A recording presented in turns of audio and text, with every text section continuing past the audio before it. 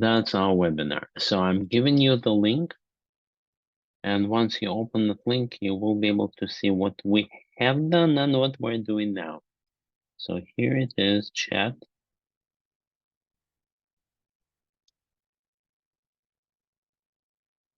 Here's the chat. Now I'm chatting that to everybody, everyone, so that you would all have that link.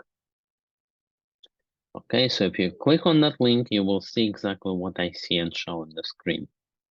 And once you do, I'll see a little picture as you see anonymous, axolotl or axolotl, and more. Okay, wonderful. So that's one. And number two is that I verify that anybody can talk to anybody. And we're good to start. So welcome regulars and those people who are new, welcome the new people. That is our notes on what we're doing. And the current and the today is right here at the top. And then you can scroll down and see what we did. And this is the outline of what we're going to do. Okay, so that's the story. And as I said, let's start. Now, I do invite you to please interrupt me and talk because I look at this as a, seminar, webinar. Webinar is a technical term. It just says it's probably free and anyone can join over the web. But the essence of it is more like a seminar. We're talking about pretty advanced subjects. And that's why I want your participation on anything that I say. Please comment, please argue. Okay, we're August 18, and what we usually cover is a little bit of theory and the latest news and a little bit of practice. And actually, let's do something. So that's what I have for the news.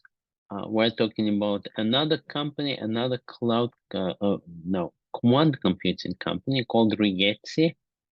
And we are talking about the book on Oppenheimer that I am reading, and Euler or Euler, however you pronounce it, equation, which is essential, as it turns out, essential to our quantum programming. Everything is there. Okay, let us start. So first of all, that company that caught my attention just because it was in the news and the stock went up. That's why. I mean, it was in my radar. But no, I don't invest in that company. Or by the way, any other company. But it was interesting. You always see what other companies are out there. We have already covered two. We talked about IBM and what they do, and we'll keep talking because I think they are the leader.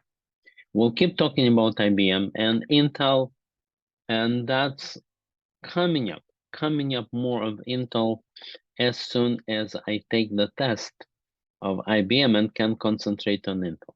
Meanwhile, here's Rigetti.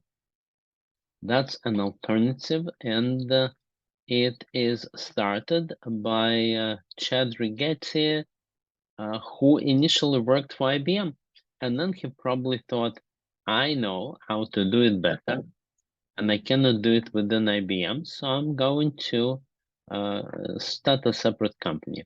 Now, many people, technologists or professionals in their area, feel this way. They feel that they really know how to do things. And they most often fail because they don't quite know that it's one thing to be a technical specialist in quantum computing, and it's completely different to run a company, start it, but he did. He is in California there, and he did know how to do it. So as you can see here, he went into the Y Combinator, and this Y Combinator, of course, is in the news anyway because of many reasons, and because of ChatGPT came from there. So he went to the right place, and then actually he took the company public. So that's where it is right now, and it can produce computers for you to buy. Their biggest computer is, I believe, 89 qubits. You remember that IBM's biggest is 433, but by now you can see that it's not the number of qubits who does it. What do they offer? Well, you can actually buy a computer. I don't think you guys would, not because it is expensive, but because it requires a lot of other things. Okay, you buy the computer, your regular computer, just plug it in, but this kind of computer requires a lot of support, so you probably won't buy it. But if you work in a specific place, and some companies by now they buy those computers. I know that financial companies, consulting companies, and medical companies, they do buy it. Well, that's pretty much it about this company. That's all I wanted to say here. And I will do this. I will once in a while look at the chat here so that if you say something, then I will see it. All right. Now, the second story is that Oppenheimer is in the news because of the movie. Another Hamdal in the making, maybe, yes. And it is significant because they already went public. So they probably will not fail, but instead they will continue being another company with a different offering. Now, IBM is mostly about giving you quantum computing online and being the leader. But there is a market for not necessarily being the lead, but being a significant other.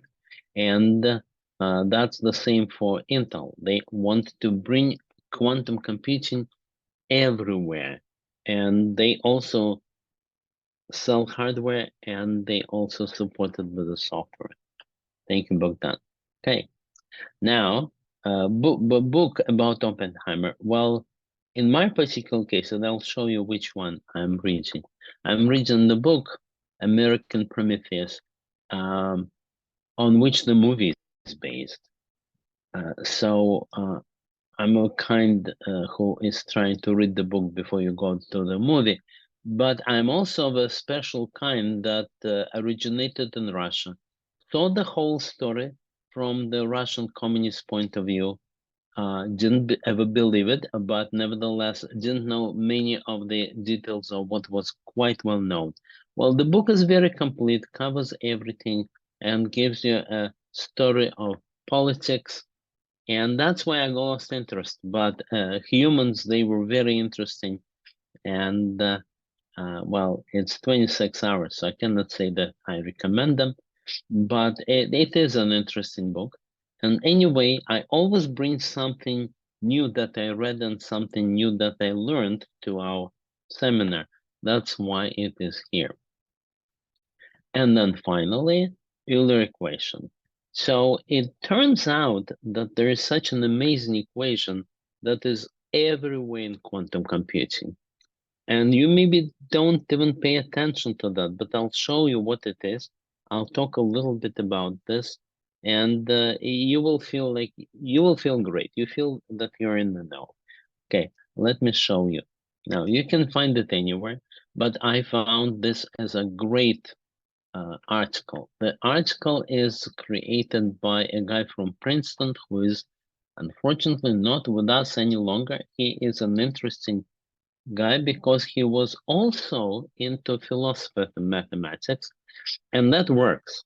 Mathematicians usually don't allow anybody to be a philosopher because mathematics is complex, and what does the guy know? If he is not a mathematician, then it doesn't really count whatever he says. That is similar to the story of Oppenheimer himself. Since we are talking about this, that's Oppenheimer. They call him Oppie.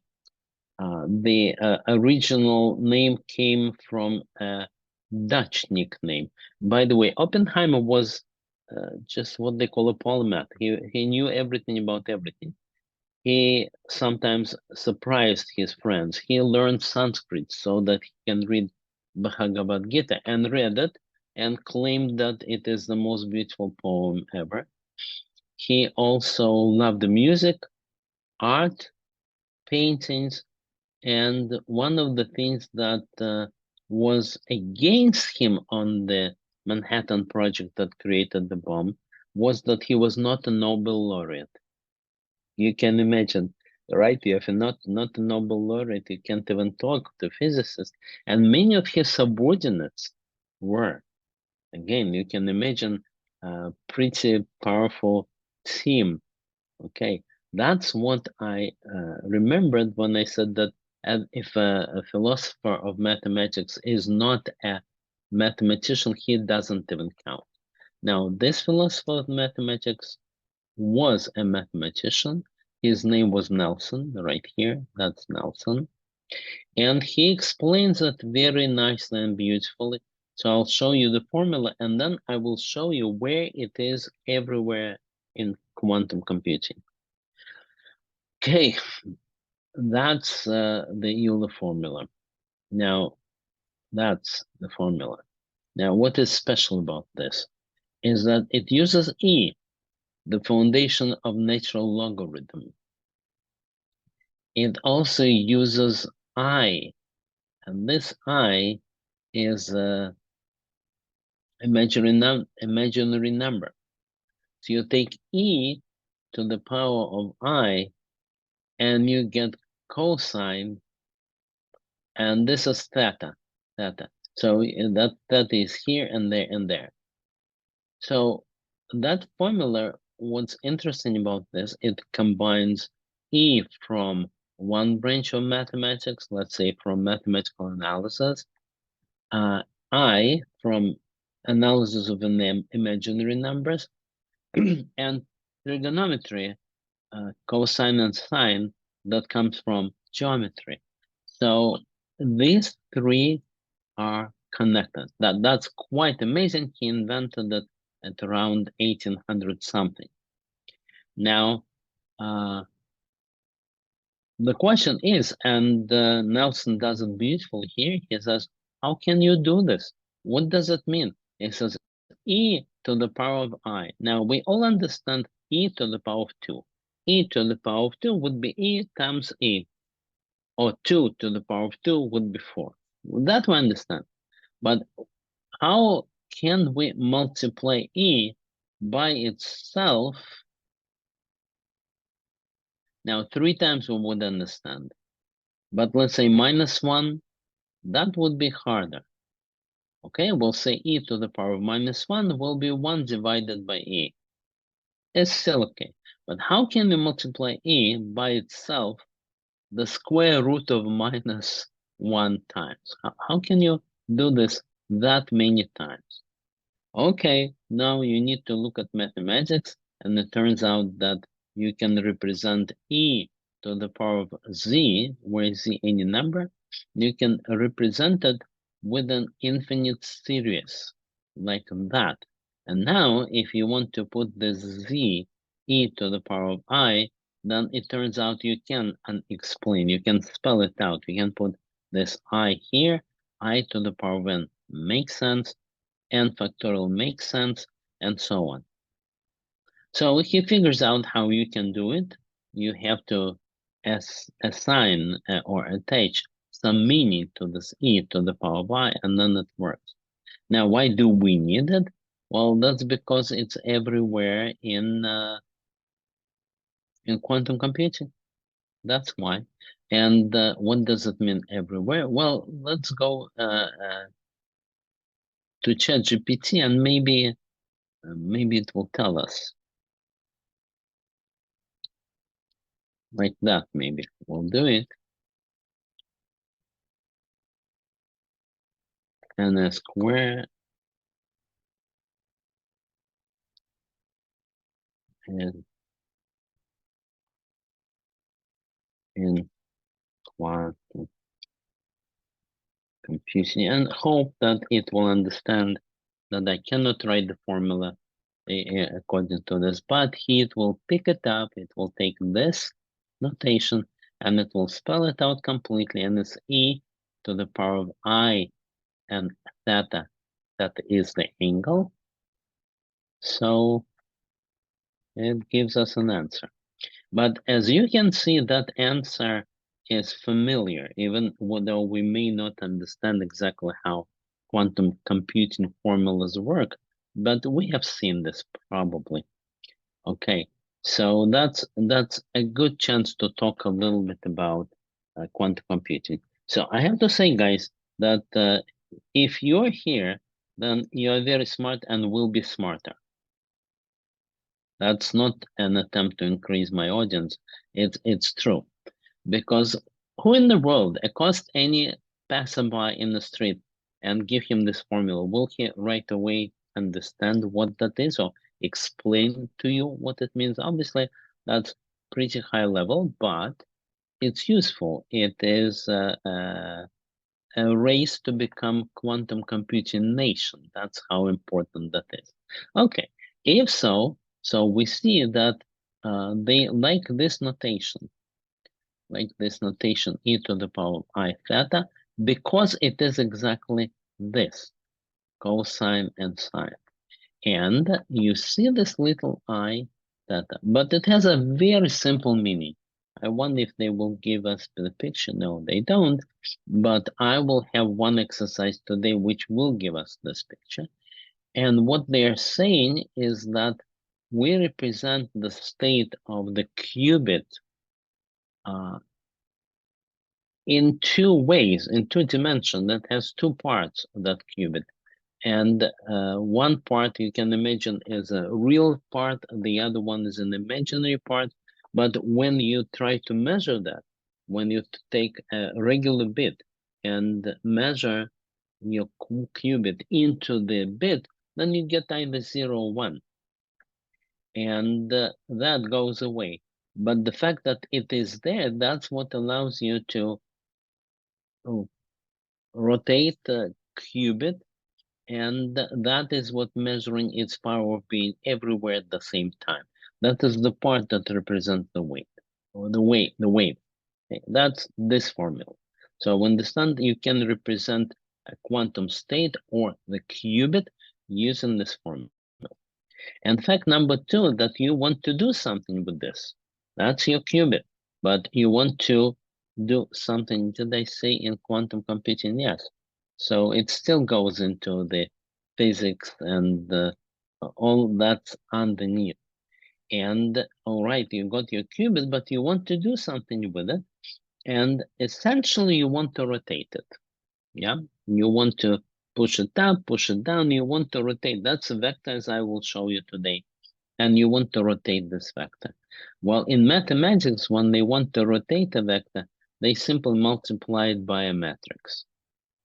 Okay, I'll repeat it because maybe it's not that simple, but you take a vector of two numbers and you multiply it by a matrix of four numbers. Now, ignore this coefficients because they look a little intimidating, but let's say 1, 2, and 3, and 4, maybe that. Now, not any matrix will work. The matrix have to be special. It has to be what's called unitary. And then it can affect your qubits. But it is a matrix nevertheless, and that is what we're interested in. That's why I showed you this formula. So now we know that there is a wonderful Euler's formula that is used or assumed everywhere. And we know that it is used in quantum computing. And in quantum computing, it is here. It is used right here. That represents, in a quick way, it represents the imaginary part of the qubit. All right. Great drop. I understand that's hairy, but everybody gets a recording. Now, let us go and see what I prepared for you next. I prepared for you Qiskit exercises. The third one, visualization, which will exactly show you that picture of the qubits. So let's go there. Let's do that. Click here, and we'll get to the lab. Now, this lab is showing you visualizations that this is how you can represent a qubit, and that will be right here. So I promised the picture. But you can run this lab. Now, what that looks like is just a code that won't run. But what we will do, we'll do more fun. I'll show you how you can follow me and how you can run that. And let's do this. What you need to do if you want to actually do it, you need to click on download raw file. Okay, let's do it. Let's download raw file. In my MacBook, it went into the downloads. Downloads, it's here. You see, it is a Python notebook, and I want to run it somewhere. So there are two ways I can run it in a local environment, but I wanted to show you how you could do it. Now, if you want to do it, you go to Quantum Collab. Okay, I'm giving you that link. I'm giving you that link. Maybe here. Say in Collab. And I'm putting this link here so that if you later want to do it and we're not here, you can still do it. So you click on this link, you go to Collab, and it brings up a little dialog to start, but we don't want it. Instead, we're in Collab here, and I did it 2 times in Collab, so let's be in one place in Collab, not in two. Here I'm, let's upload this. What we need to do is take our notebook, upload it. It was right here because it's in download and it went to download to pick things up. Okay, now you see that it worked. My Colab, which is a free Google environment to run your notebooks, shows us exactly the same thing as we saw on the GitHub. So let's run it.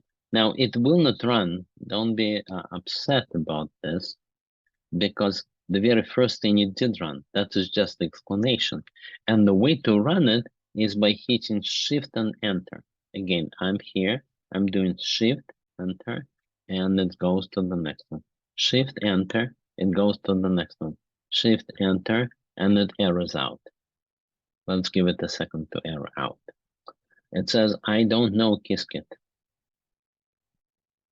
No module names Qiskit. Well, what you do is you install it. And I intentionally didn't prepare anything to show you how easy it is. So what you say is exclamation point, then pip Python installer, install Qiskit. Qiskit is IBM library that they test you on. And it installs. Right now I'm installing Qiskit in the Colab environment. And after that I can use it. So that is an exercise in using visualization, and therefore I'm creating a little quantum circuit or quantum computer with just 2 qubits. Then I am applying a transformation to qubit number 1. By default, all qubits start in state 0.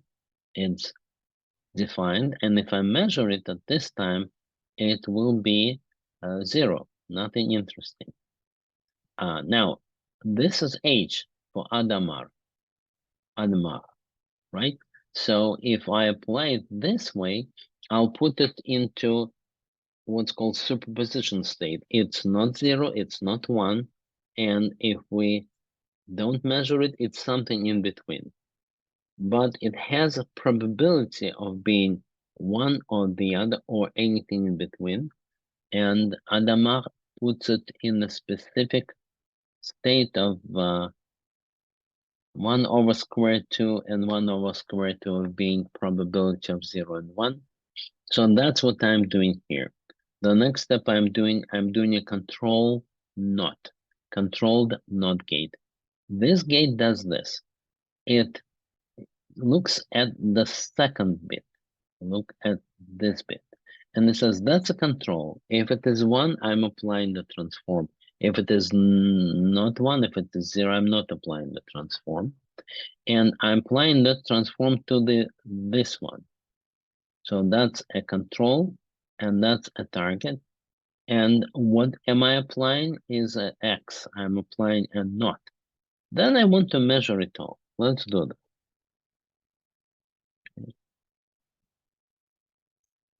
Now I want to run it. That is a theme that you will see often, so it will become familiar to you after a while. And what we're doing is getting a simulator. We know that the real computers do the real thing, but not very large computers can be simulated. And that's what we're doing, air simulator. So first we're getting the backend. It is a simulated backend, but the code looks the same, even if it is not simulated. In this case, yes, it is simulated. The next thing that I'm doing is compiling, but this compiling is called transpile. And very smart Colab even brings up the documentation of the transpile. But it is compiling. What am I compiling? I'm giving it the QC, quantum circuit, and the backend. So you need what to run and where to run.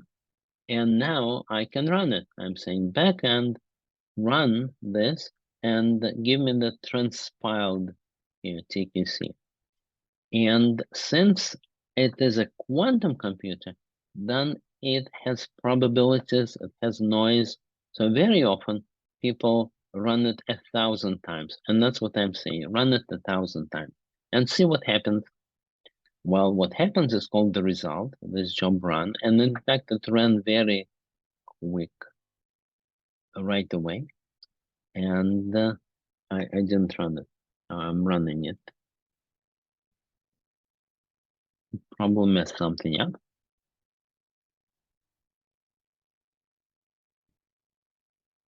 Oh, very strange. So I'm stalling it again. Never had this error, but of course, demos never work. You know my rule. All right. Well, what can we do? That I will fix. Anyway, we have our lab itself. We have it. And we know what should happen when we run it. It will be an interesting challenge to you guys, because if you fix it before I do, you win. Now I have a little comment. Ah, Aisha, how could I miss it? All right, thank you. So you do fix before I do. Okay, here we are. Did I close it? Hold on. So I might still have it, and I still do.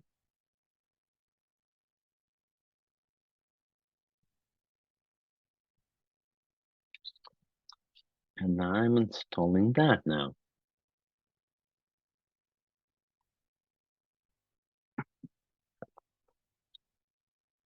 It's interesting that the error that it gave me didn't say that there is no component. All right, so let us run it now.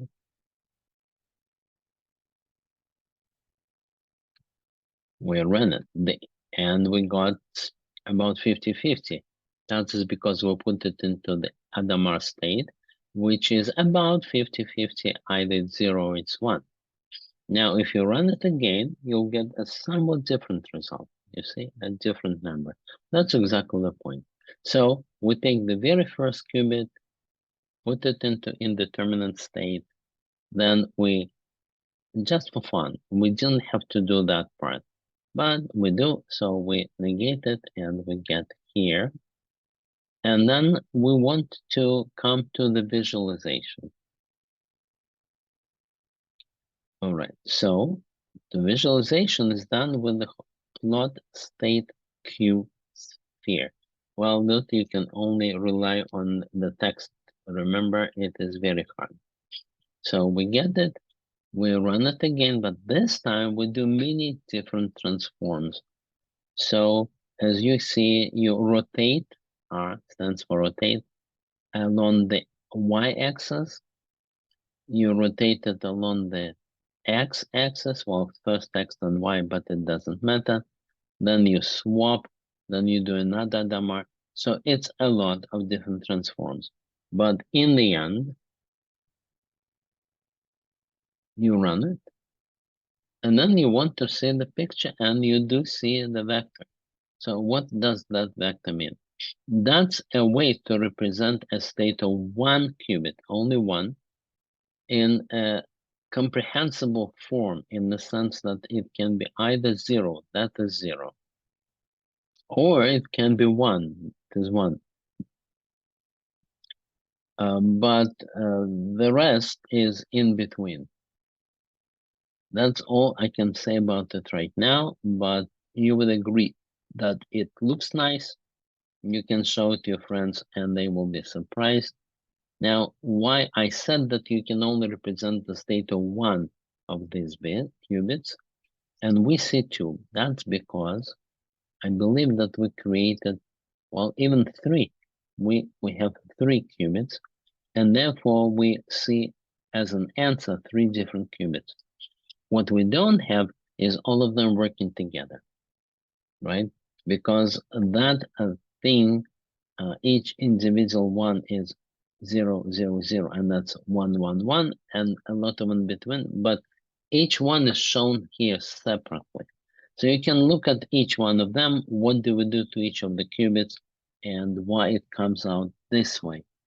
But that was not very meaningful computer program. We don't implement anything serious, but we just want to play with these things. Okay. Now, that is all. That's all I wanted to show you.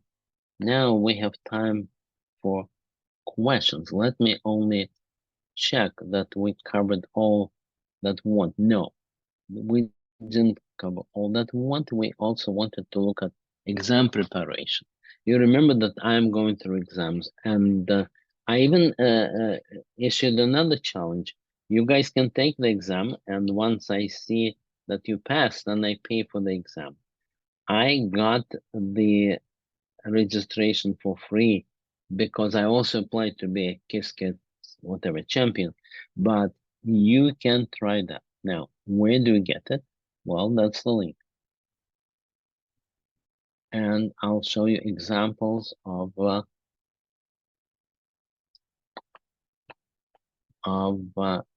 questions. Now, at first, you can go through that. That's the explanation of what they expect from you. But then they start real questions. The real questions are here, and they go and do the answer. So I want to show you a couple, or maybe more, just to start. I'm skipping all these that are the explanation, and then he says questions. Now you can click right here, and that will be full screen. Or you can probably do escape, and it will go back. So for now, let's keep moving and come to the questions. And that's question number one. Well, let's try to answer that, okay? And I'll give you a chance to answer. All right. Working through sample question number one, familiarity with Qiskit API. Okay, that begins to make sense. We're testing you on Qiskit API. And that is the library that we've been playing with all the time. So, which statement will create a quantum circuit with 4 quantum bits and 4 classical bits? We have the choices. Quantum circuit 4, 4, 4 for quantum bits and 4 for classical bits. We have another 4 with assumed, we hope, classical bits that are also 4. And then we have all kinds of things that might even look realistic. For example, quantum register. When you give the quantum circuit 4, 4, that 4 really stands for quantum register. So maybe that is a correct answer. Give me a quantum register with 4 qubits, call it GR0, and give me another one with 4 and call it CR1 and put it right there, kind of thing. Or quantum circuit, maybe we'll want these brackets. All right, your chance to answer. Is it A, B, or C, or D? Say A, B, C, or D. And Aisha gives the answer of A. Anybody wants to argue? Another answer?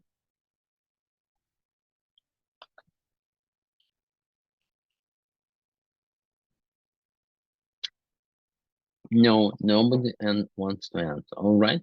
What you do is then you keep clicking. And he comes with an explanation. So first of all, he says you will be using quantum circuit and look at these parameters. So let us create the new circuit and then a list of registers. But for each individual register, you can simply give it a number. Yes, it means quantum register here, but you have a shortcut. And the shortcut, I don't think it's even mentioned here. It's just the number. However many is put into this quantum register. So let's see. So in here, that part of the documentation explains that you can use a number here. That would be a quantum circuit with 4 qubits, and that will be a quantum circuit with 4 qubits and 3 classical bits. So if we look at this, we think that that is probably the right shape, and that's A, and the answer is A. But he will say that's where you look for the answer. Therefore, that's the real answer. Okay. Okay. So Aisha was right. Cool. Let's see if I have any more chat right now. No. Okay. Let's do the second one just to see how we can master and ace this test. Question number 2. On the Bloch sphere. On the Bloch sphere, which we just saw. If you remember, let's look at what we just saw. That is the Bloch sphere. That is qubit 0 and that is qubit 1. Now understand where we are and what kind of question we're being asked. Now let's go back and look at the question that we're being asked here. Given this code fragment, and that's this code fragment, what is the probability that the measurement would result in 0? We remember that the measurement always results either in 0 or in 1. But what is the probability that the measurement in this code segment will be either this or that or this or that? Okay. Well, what if I shut up and let you think?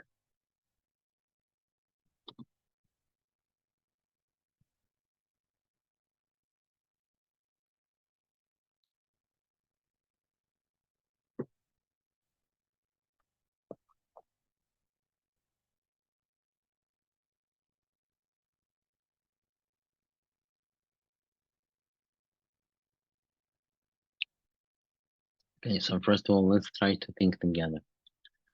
What's the probability that we will be at 0? 0 is up, right? In this Bloch sphere, 0 is up.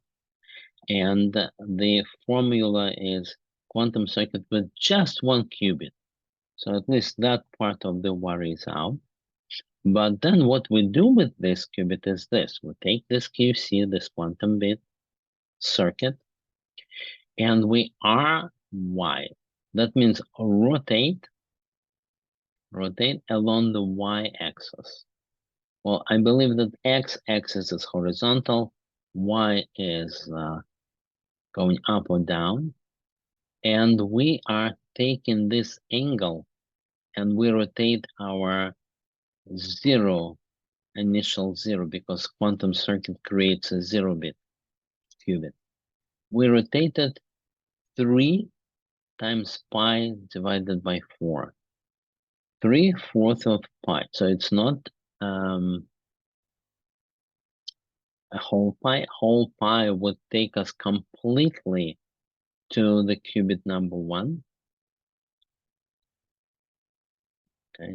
But instead, that's only taking us 3/4 of the pi to qubit 1. But it's taking us away from qubit 0. So how much? Well, 3/4 is 45 degrees before you reach qubit number 1, but it's close. So I would think, any guesses on your side? Not yet. Well, I would take a wild guess that it is C, because we are quite away from 0, and we want to know what is the probability that we will be at low probability on qubit 0 and high probability on qubit 1. So I think that's the probability to be in qubit 1. That's the probability to be in 0. That's just half. That would be correct if we were only halfway. So if it would be pi over half 2, that probably would be right. And if that was a 0, then we'll probably have that. Well, first of all, okay, let's look at what do you say. B. Aisha says B. So you think that is 05, right? Great. Okay. Now, I suggest we do 2 things. First of all, let's look at the answer. Secondly, well, let's try to use our skills of a programmer and not just calculate. But first, let's look for the answer. Okay. That's what he says. That's your Bloch sphere. And you took this bit, qubit, at 0, and you rotated it along the y-axis, and it's 45 degrees this way and 45 this. So accordingly, that is the picture of, he doesn't say what the real answer is, just shows you the Bloch sphere. Let's continue. Okay, that's where he says your qubit is now. So next is, that's the formula. And remember, I showed you e to the power of I theta. This is not another 0. That's a theta. So I theta. All right.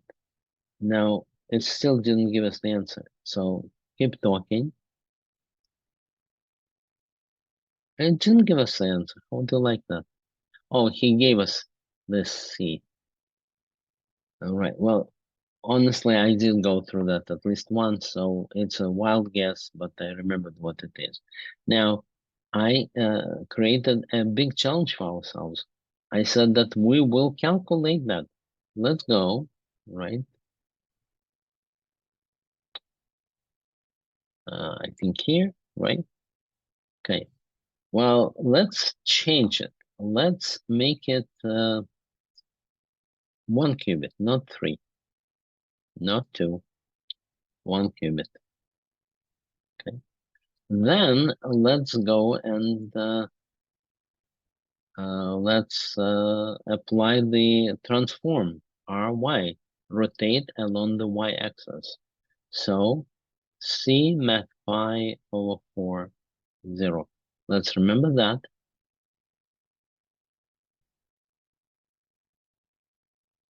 That's because I cannot copy out of here, I think. No, it's a picture. All right. So here we are. So we created this one.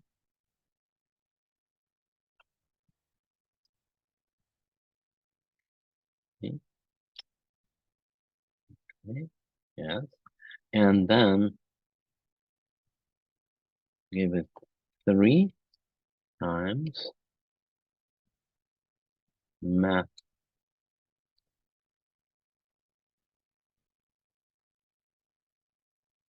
5. Recognize that that's 0. And then I think we need to divide by 4. And then we probably need to import this math, if that is really math. Let's check. Yeah, I think we need to import it in here.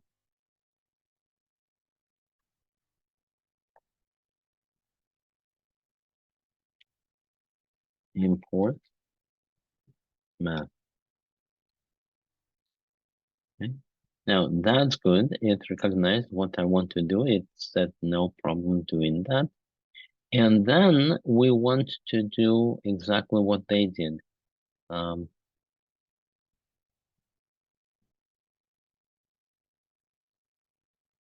we'll try to do just that and see if it gives us the result. If not, we'll add more code. But right now, that's all we've done. And we do exactly what he says we should do. Let's try. Yeah, we need to measure that, and that's not enough. So let's use the backend simulate, transpile, count. Let's do all of that now, but we're doing it with the new input. Okay.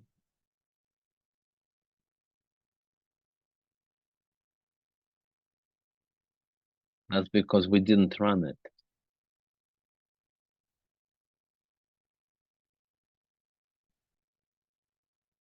Well, it's a challenge, yes. Let's try to solve it, and if we don't solve it, we will rely on you guys to do this. But I think the good exercise will be to go through the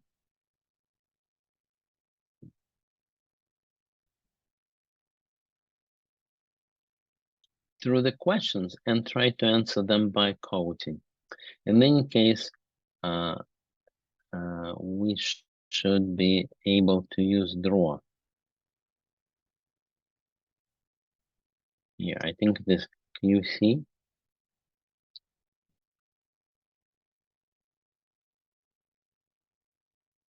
Draw. Let's see if it will give us anything. No, we just drew it. Okay. Oh, you got 139, and that means that first of all, you calculate where I got lost, or measure. Okay, measure also before you draw.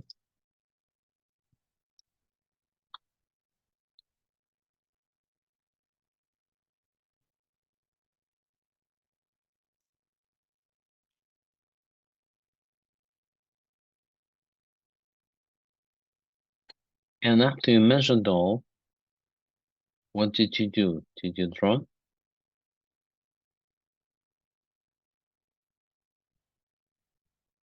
And then you run the next cell, meaning this one. Ah, amazing. So I was close. And that is pretty close to what they say. They said it was 0.14, and what we got is 0.115. We can run it again right here. 138, right? But we will always get a different number, but it's close, and that's all we can hope. Amazing. I mean, we did something, and we did it together. That's very nice. So I think we've achieved exactly what we wanted to do today. This here, and challenge, right? Challenge to you is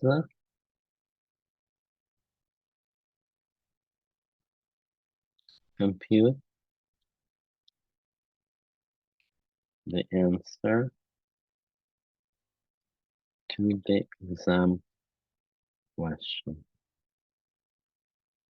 So don't just rely on him giving us the answer. Him means this guy, and his name is Wilson, I believe. But really calculate that and see if you can do it for every one of the questions over there. All right, I'll stop share. That's usually a chance for you guys to say something and to ask, to desire more. And is the exam an open book? Yes, it is. Yes. So where can you find it? I'll give you one source, the only one that you need. I'll go back to share screen.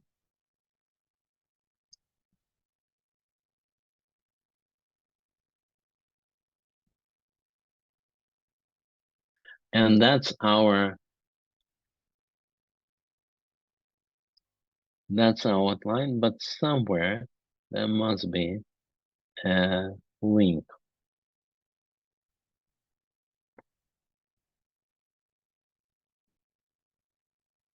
I want to give it the right link.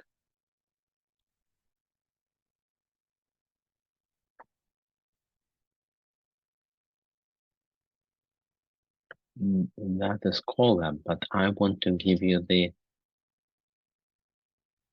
GitHub lab right here.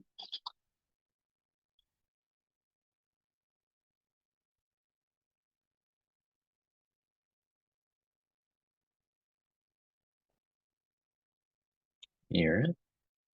So in Pocketbook, and I think also in README, you have all the links. So that explains what this lab is about, but this is where you go to syllabus, and this is the study guide. All of it is open, and I'm giving you the link, and I'm putting that link right here. This is the webinar, and let's put it like this, recommended lab.